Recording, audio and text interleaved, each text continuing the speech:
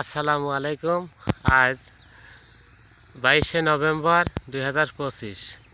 আজ আমার লাউয়ের গাছের বয়স 4 মাস। চারা দেওয়ার দিনটি শুরু করি 4 মাস বয়স। 4 মাস বয়সে লাউয়ের গাছের এখন যুবককাল।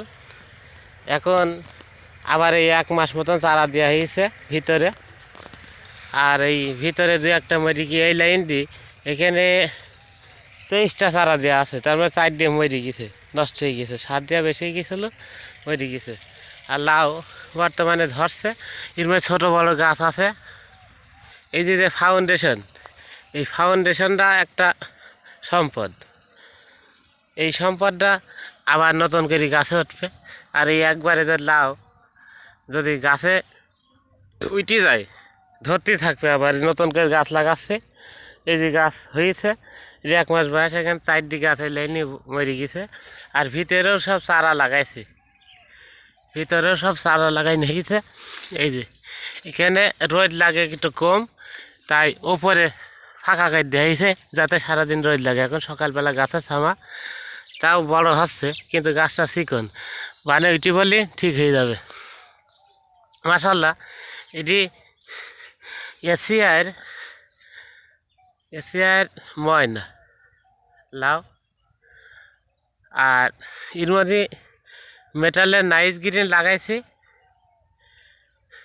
2 রকমই হয়ে গেছে বর্তমানে। সামনে ভবিষ্যতে এখন বর্তমানে এইসব যেসব গাছ দেখা যাচ্ছে সব কটাই মেটালের নাইস গ্রিন। এই লাউটা খুবই দেখতে সুন্দর, সাইজ ভালো, মানে চোখে ধরার মতন একটা সাইজ। আর অসংখ্য লাউ মাশাআল্লাহ হয়েছে। আর এখন বর্তমান বাজার 20 টাকা পাইকারি, 20 টাকা পাইকারি। আর লাউ বেঁকা হওয়ার কারণ এই যে গাছে যে তারের সাথে বেঁকা হয়ে আছে, এই যে বেঁকা, এখান থেকে বেঁকা হয়ে থাকবে। এই যে এটি আরাম বেঁকা এক পালে ছিল, তাই বেঁকা হয়ে গিয়ে। কিন্তু প্রথমে যে লাভই দেওয়া যায়, তাহলে লাউ কিন্তু বেঁকা হয় না, সুদা হয়ে যাবে। এই যে এটি বেঁকা হয়ে গেছে, বেঁকাই বড় হচ্ছে, তাই এর কাজ আছে সুদা করে দেওয়া। এরাম থাকলে কিন্তু সুদা থাকে। প্রত্যেকটা লাউ এরকম বেঁকা 2-1টা হয়েছে, ওই কারণেই তারের সাথে বাইরে থাকে, সুতোর সাথে। লাউয়ে বিশেষ করে বড় একটা যত্ন, সেটি হচ্ছে পানি। পানির অভাবে গাছ বাড়ে না, সেই সাথে গাছের ফলনও কমে যায়, ফল ধরে যায়। তাই গাছে পর্যাপ্ত পানি দিতে হবে। বিশেষ করে 20 দিন, এখন শীতকাল যেহেতু 20 দিন পর পর, আর গরমকাল হলে 10 দিন পর পর বা 15 দিন মাটির অবস্থা বুঝি। আর প্রতিবারই সেচ দিতে হবে। সেই সাথে আপনার পটাশ তো দিতে হবে, যেহেতু ফল, যে গাছে ফল আছে সেই গাছ জাতীয় জমিতে অবশ্যই পটাশ ব্যবহার করতে হবে। আর পটাশ যদি কেউ ব্যবহার না করে তাহলে অবশ্যই পরিপূর্ণ গোবর দিতে হবে, পরিপূর্ণ গোবর। তা আমি এই জমিতে গোবর 2বার দেওয়া হয়েছে।